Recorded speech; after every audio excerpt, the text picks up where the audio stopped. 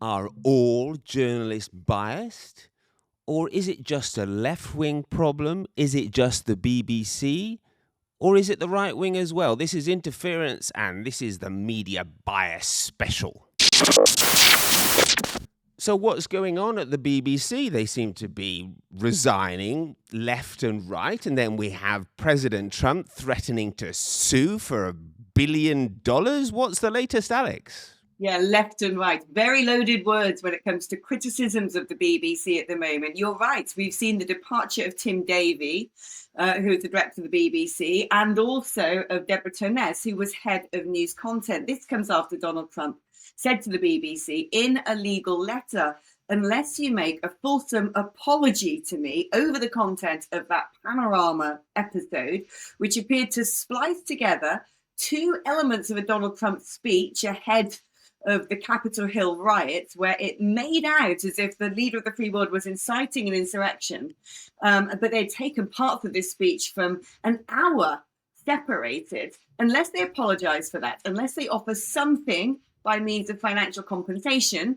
and they don't mince their words over admitting what they have done, then okay, fine, there might be some sort of rapprochement. But if that doesn't happen, he could be suing Auntie to the tune of $1 billion come Friday, which is a massive amount for what is essentially the state broadcaster, which is largely funded by a license fee in the UK. So the contributions of every single citizen who possesses a television and wishes to use that television to watch live output. Now, this is obviously not an isolated case, is it? There have been allegations about BBC bias for a long time. Tell us a bit about that.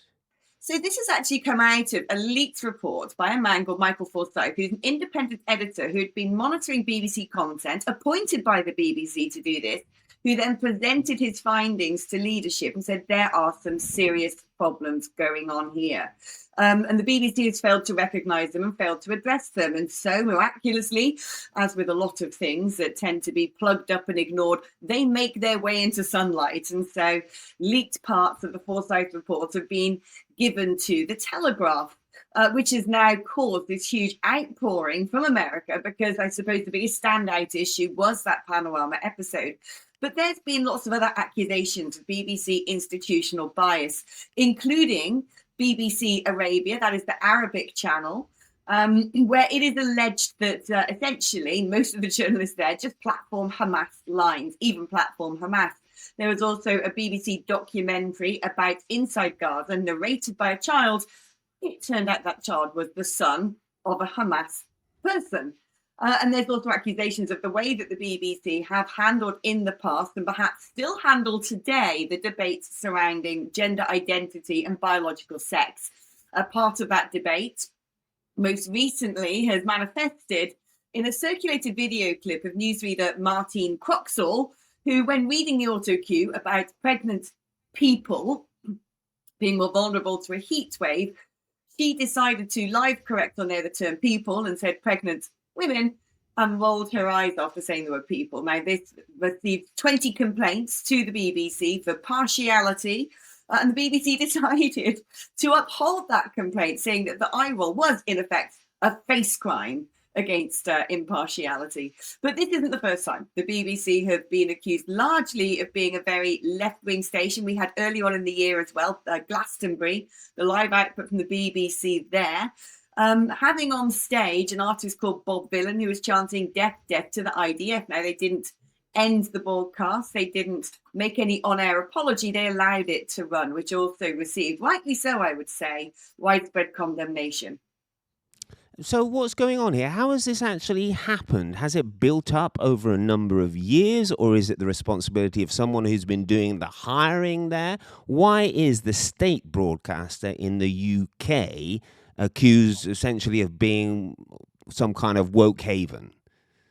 This has been going on for a very long time, and I can't really tell you when it began. I can tell you that 20 years ago, I went to work for the BBC myself. I was part of their VIP traineeship scheme. And having done just a number of months there, I decided I couldn't stand the place because it was so entrenched with left-wing ideology. This was at BBC Wales, that I just thought that there were huge issues I'd come from ITV, a channel that I perceived to be very even-handed when it came to news. So to me, this problem was uniquely about the BBC, perhaps only BBC Wales. But then it really mired itself in controversy during things like the Brexit debates. It seemed to platform the Remainers' arguments, the fear-mongering. It always portrayed the right wing, and particularly the populist right wing, as extremist and far right. Is this unique to the BBC? Well, like I said, I think the BBC seems to suffer from this far worse than other broadcasting channels in the United Kingdom, which is ironic given that it is the state broadcaster, which is bound to impartiality. But it isn't unique to journalism. I think increasingly the media class are made up of people who share liberal leftist ideologies, which I think by and large has come about as a result of the professionalization of the industry. Once upon a time, you could turn up as an apprentice with a notepad, learn some shorthand, and essentially be trained up on the beat and be someone who came therefore from the working classes. What's happened latterly is you now have to have a degree and then a journalism master's degree in order to become a journalist. And the professionalization of journalism in making it basically only acceptable to nepotists and to people who can afford to do both a university degree and a master's degree and have gone through that process has made sure essentially that the profession is now largely staffed by people who don't have any relationship with the working classes, who by and large across Europe are increasingly the people voting for right-wing populist parties. I think that's a fair point, isn't it? Because let's face it, if we go a bit further back in time, the BBC has traditionally had a very good reputation worldwide. I'm going back to the Iraq wars now. They were critical of the Iraq war. One of the few broadcasters, if I remember correctly, who actually asked out loud if the weapons of mass destruction were actually justified, the accusation that is. So perhaps you're right. Perhaps it's journalism. Perhaps it's not just the BBC, perhaps it's journalism. But nevertheless, in the UK, there is a panoply, isn't there, of media organisations. So if you want to get some right-wing bias, you can do, right? I mean, what's interesting about that, and you're right, there are now extrovertly right-wing channels in the broadcast sphere, but they have largely popped up as a reaction to the perception that all the other broadcasters who technically are supposed to be impartial are in fact left-leaning. So I don't know whether or not that it's fair to say that, the BBC always used to be impartial, because I think it's been a long-held belief that it's been problematic for a very long time now. And I do wonder, actually, were it not for the presence of social media has really been the sunlight that has been disinfecting now journalism for a while. And people have woken up and realized that things that they were being told aren't exactly necessarily the truth. Now, without having that free-flowing spread of information that we've got, particularly on platforms such as X, since Elon Musk has bought it, we would have been totally unaware of whether the BBC have put a spin on a certain issue or not, because it would have been our largely unique source of information, certainly about 20, 30 years ago. So that's definitely also an element of this. But also we've had across society as a whole this strange arrival of top-down socialist activism. Once upon a time when there were sort of revolutions and complaints and marches taking place across Europe, it would be coming from the grassroots up, people protesting against things actually happening in their lives. But what we seem to have found now across Europe is a lot of that activism is being imposed by a very vocal minority on everybody else. So, for instance, the pronoun culture, the trans culture, biological sex doesn't exist. Anyone can be whatever they say they are. That sort of sprung out of nowhere and was forced upon the general population, who largely don't subscribe to it, in a matter of weeks, it seems, and all of a sudden seems to have built itself into a neo-religion.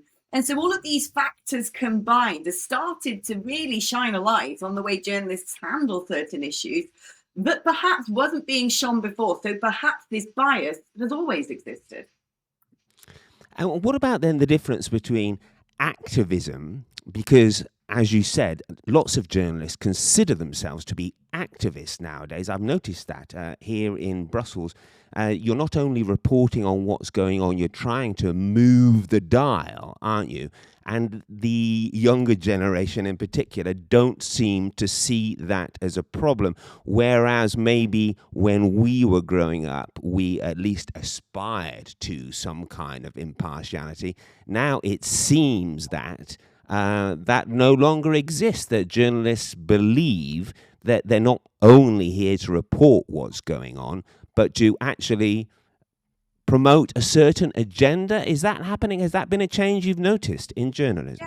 Yeah, definitely. You have got sort of a campaigning media now. We saw it during COVID when it seemed to me in the various press conferences in the United Kingdom, journalists were demanding that the government lock down sooner, faster, and for longer, rather than actually asking the government whether or not lockdowns were ever a good idea. And this carried on. This was the same during Brexit previously. It's certainly going on today politically. But it's very hard to sort of understand entirely where this has come from. I put its genesis probably in the fact now that everyone lives by the culture of individualism and also narcissism, which has largely been born out of social media. Whose voice is the loudest? Are you showering yourself in moral rectitude? Are you presenting to the world somebody who should be beatified because they are so socially justified in their views? Which is something that didn't really exist before, this sort of sense of faux moral outrage being a designer handbag, being a luxury ideology. So I think there's all sorts of factors that have come together now, which is really plunging journalism in a very difficult world at exactly the time that technological advancements means that journalism really does have to uphold and protect the reputation of being impartial, of being tethered to the truth, of not being fake news, if it is to survive in a now crowded marketplace. I'm wondering if there's a distinction to be drawn between this kind of activism journalism and campaigning journalism, because campaigning journalism has always existed, and newspaper editors have identified certain stories that they want to push. I remember there was a very successful campaign by the Express newspaper in favor of better treatment for the Gurkhas, for example, which is a part of the British Army, mercenaries essentially. And that was always seen as fine in that it was a campaign for justice, let's say. Whereas now the bias seems to be a bit more insipid. Is there a distinction between campaigning journalism and activist journalists? By and large, probably not. When it comes to the newspapers, though, when people buy a newspaper, they know they are buying a newspaper for its particular editorial line, for its stance, for its political or partisan approach. If you're a working class left-wing person in the United Kingdom, you buy the Mirror. If you're centre-right, you buy the Sun. If you're a Brexiteer, you would have always bought the Express. If you're more middle class but quite right and true blue Tory, you buy the Telegraph. If you're a working person but rather like a more left-wing form of conservatism, you buy the Times. And if you're absolutely mental, you buy the Guardian. The newspapers have always been like that, but people know what they are getting when they get newspapers. And you're right, newspaper editors will have picked a topic and campaigned heavily on it. It was the Express, really, who pushed the campaign to leave the European Union long before the word Brexit even existed. But in broadcasting, that's where it's become a very different world, because broadcasting was supposed to be essentially taking actuality, yes, cutting it down, curating and clipping content in order to tell a story, but trying to make sure that story is as close to reality as possible. And certain things started to happen, such as the non-governmental organization, the charity, a Stonewall, which represents LGBTQ plus ABC, Pi, Psi, and all the rest of it, the agenda, have been sort of tied into BBC, the organisations such as the BBC, saying to them, well, unless you start saying things like people instead of a pregnant woman, then we're going to shitlist you, basically. We're going to blacklist you and tell the world that you are a homophobic organisation. And so all sorts of entities like that have got their teeth into the BBC. Similarly, when it came to the war in Gaza, we know how well funded the pro-Hamas propaganda network is. We know some of the entities behind it, such as the Muslim Brotherhood. And we know actually that it's become a very trendy issue among the political classes. And at the same time, journalists have not been able themselves to get into the Gaza Strip. And like all wars that have ever gone before it, one side says one thing, the other side says another thing. But largely the BBC seems to have been taking their instructions from the pro-Gaza side. Which is also a phenomenon that's happened across Europe, that most elites seem to have taken that side, including big supranational entities such as the UN. And so a very strange thing is happening across a lot of professionalized society in the West, where it is becoming very audaciously left-wing. Quite how that has happened and why that's happened, well, that is a big debate. And what about, we can't do this debate without mentioning the rise of the influencer, can we? Because let's face it, some people, they're playing for clicks, aren't they? And it's in their interest to be as outrageous as possible in order to improve their reach. I'm thinking about this guy, Fuentes. Have you followed this story of a Tucker Carlson interview with this raving, I don't know what to call him. I mean, some of the stuff that comes out of his mouth is outrageous, let's say, but I can't really take him seriously. I mean, I watched it yesterday. He was talking about women wanting to be raped and what have you, and then this has triggered a whole debate about whether anyone should actually promote his material by even interviewing him. And I mean, I don't think I would interview him just because I can't take the guy seriously. But the fact is that lots of these influencers now have big platforms, and we can't really call them journalists, can we? Because they work with secondhand content. But not all of them. It's complicated because some of the influencers do classic interviewers. So this is kind of sort of journalism's warped, hasn't it, into this monster, which is to a certain extent out of control. Yeah, and it's very interesting. There's a couple of things going on here. So first of all, you're right. It is the marketplace. It is algorithms which push a load of independent content makers to tend to go more and more extreme, because they know if they say something hugely controversial, more people are going to click on the link and watch what they have to say. Or if people think they're going to say something controversial, there's an expectation. And so they start getting a bigger following. And so that is where you have a very crowded marketplace and people desperate to stand out. So they are screeching more and more ridiculous, radical things. The problem is there will be elements of their audience who watch it out of a sort of sense of, well, that's a bit ridiculous and I find it entertaining. But there are plenty of people who watch it and actually believe what these people are saying to be true. And I've seen this with everybody who's left journalism or has come from essentially nowhere to try and forge for themselves a career in the independent sector. What starts off as a refreshing viewpoint very quickly becomes quite radical and quite detached from reality. But what's interesting as well is this concept of what is the identification of a journalist. Like I was saying previously, you would just go and work for a local newspaper, work yourself up through the ranks, and that was what made you a journalist. But what has happened is the professionalization of journalism, and now people who are journalists are becoming quite gatekeeperish about it. They don't like the idea that anybody can go out, now that mobile phones have cameras and recording devices. And now we've got the World Wide Web upon which people can publish their content. It started off with the blogosphere. It's now moved towards social media, short form content, and of course, video content on YouTube, that anybody can go out there, call themselves a journalist, roll their camera, write something on their keyboard and say, this is my version of events. This is what is really happening in the world. How do you manage to siphon off what is real and what isn't? But what is interesting in all of this debate is the entities who are being accused of fake news by and large are the people who would consider themselves to be the professional gatekeepers. When Donald Trump leveled the accusation of fake news against the likes of MSNBC and CNN, he wasn't saying that about left-wing influencers online. He was saying it about people who are the very sort to have those professional qualifications to be constantly in the employ of a news organization. And so we have got an industry, as you know, Justin, that's in disarray. And, well, citizen journalists, I guess you could call them, they stand, as you say, in front of a camera and give their version of events. I'm not opposed to citizen journalists at all, in that sometimes they can be very good. Sometimes they can be in a place where there are no journalists, quote unquote, and therefore their content is perfectly valid. And perhaps, in fact, journalism had shot itself in the foot by becoming a biased profession, and therefore creating space for small independents and citizen journalists. I mean, is our profession on the way out?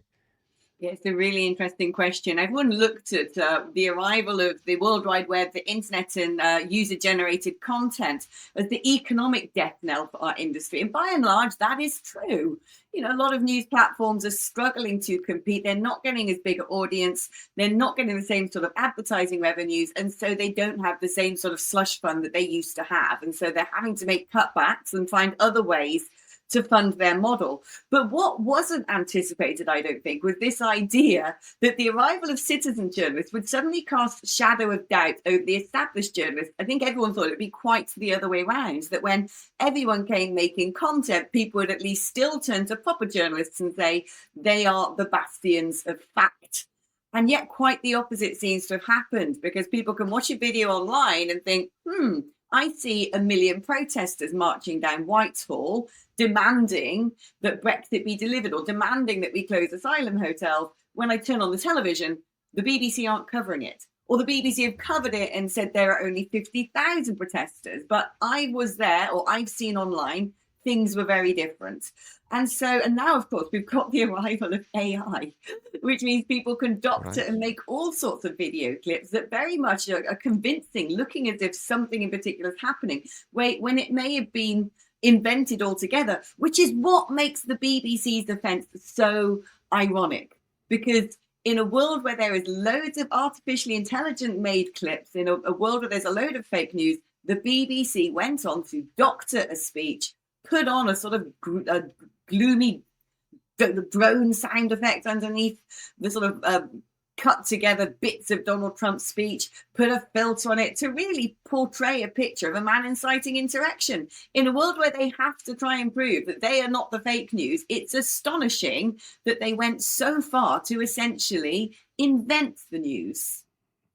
I'm wondering where we're going to be in 5 years. Well, there are 2 points for you. One is business news. Sometimes I like to get my news from business publications, because they're essentially working for an audience that is making investments. So when it comes to money, you really want to know what's going on. Is this company going bust or not? Is the dollar going to tank or not? Therefore, it's not really in the interests of a business publication to spin something too much, is it? And that's my first point. The second one was that perhaps we're moving into a world where people will associate trust with a name. If you are reporting on the UK or the European Union, and they trust you, Alex, to tell the truth, perhaps this is an opportunity, as well as the end of the traditional model, that individuals, in fact, can earn the trust of the public. So it might be both good and bad. I don't know.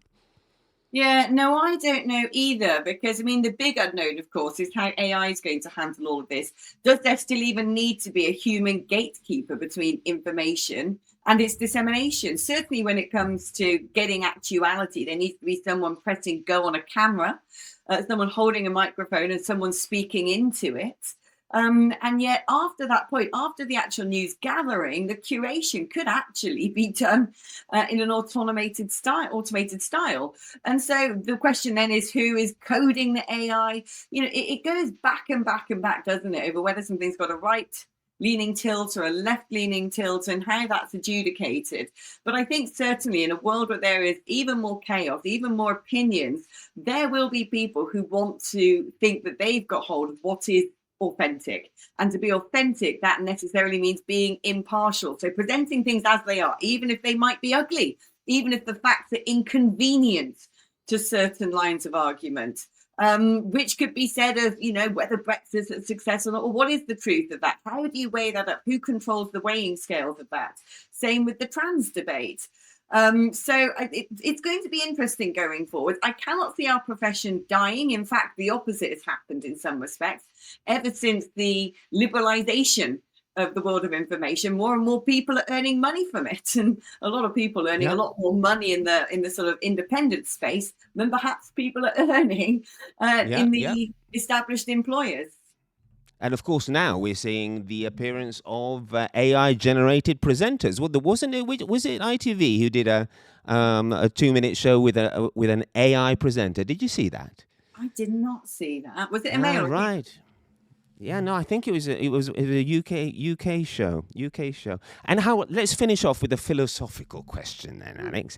Is it actually possible to be impartial? I ask this question because you might choose a subject and talk to both sides and consider yourself impartial. But let's face it, the choice of the topic is already a biased decision because you are choosing to cover that topic and not another topic which may be even more important to society. Therefore, maybe we're reaching for something that is not actually attainable. Yeah, I mean, very interesting, actually. I think it's impossible for any human to be 100% impartial, which is why what is important in the world of journalism is to make sure that the voices, the people contributing to the efforts of creating and disseminating information, come from a broad walk of life. You know, that it's not just all university graduates who are left wing leaning, who have this sort of tendency to want to become activists, who view the world through a certain prism, but actually really does display the viewpoints of the entire population. And I think that deprofessionalizing journalism, which is what has actually happened really in the independent sphere, goes quite a long way. And also the market forces then react. And what we have largely seen is while the established purveyors of news have gone ever more left leaning, when it comes to independent content, isn't it staggering how the most successful tend to be very right leaning? You hear a lot about Candace Owens, Nick Fuentes, Tucker Carlson in the United Kingdom. You've got Dan Wootton. You've got Megyn Kelly in America, Joe Rogan. The list goes on and on. Isn't it funny that the majority of those people, in fact, all of the people I've listed there, are right leaning? So it gives an indication that the general public know what side of the debate they are on and feel that they're not getting that information from the established sources. That's great. I think we did it. I mean, there are pros and cons to what's going on. Let's face it, a new type of journalism is emerging. Some of it's good, some of it's bad, and the traditional type of journalism is dying, which might be good and which might be bad. There we go. We don't really know what's going on. But if you do, let us know in the comments. That was Interference. Thanks a lot.